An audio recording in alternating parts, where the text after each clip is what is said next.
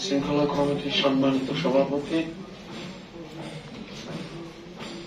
সভায় উপস্থিত vice chairman Runa Akter, Awami লীগের সম্মানিত সাধারণ সম্পাদক, উপস্থিত আছেন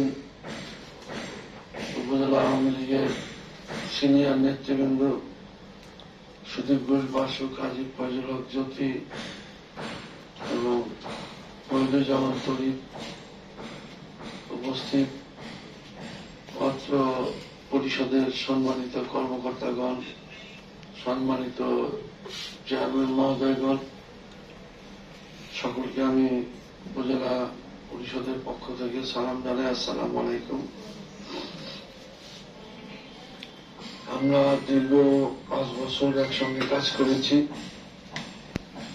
এবং এই উপজেলা পরিষদ থেকে আমরা একটি পরিবার মনে করে আমরা একসঙ্গে চেষ্টা করেছি পথ চলার। আমার মনে হয় আমার এই 5 বছরে ভালো মন্দ তো মানুষ থাকি, 2-1 অফিসার ছাড়া আমি কোন ওই রকম খারাপ কোন অফিসার আমি পাইনি।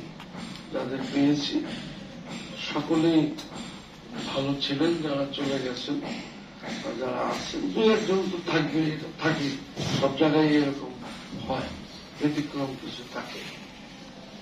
তবে ওই চেয়ারম্যান মহোদয় যারা আছেন তাদের সাথে আমার অত্যন্ত আন্তরিক সম্পর্ক ছিলেন।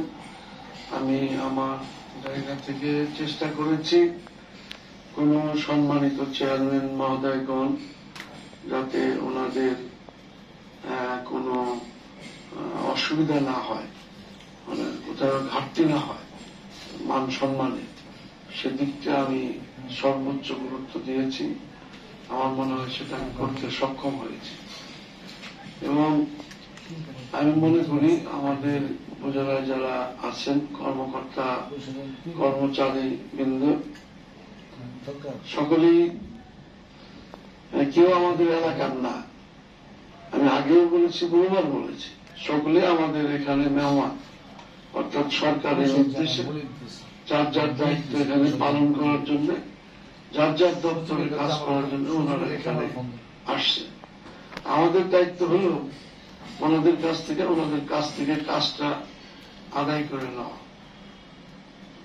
সেটা আদায় করে নিতে পারলে আমাদের এলাকার জন্য সেটা মঙ্গল ভালো হবে, যেটা আমরা করতে পারি। সেই জন্য আমরা চেষ্টা করেছি আগেও, আশা করি ভবিষ্যতে যারা আসবে তারা এটা অব্যাহত রাখবে।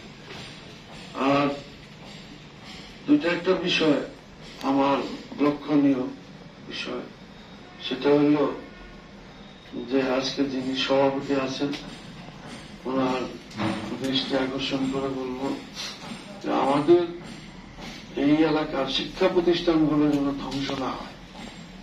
এটা আপনার কাছে আমার স্পেশালি আইন শৃঙ্খলা সবাই অনুরোধ, কারণ এই 2টা জায়গায় আমাদের দুর্বল, আমাদের প্রাইমারি এবং মাধ্যমিক।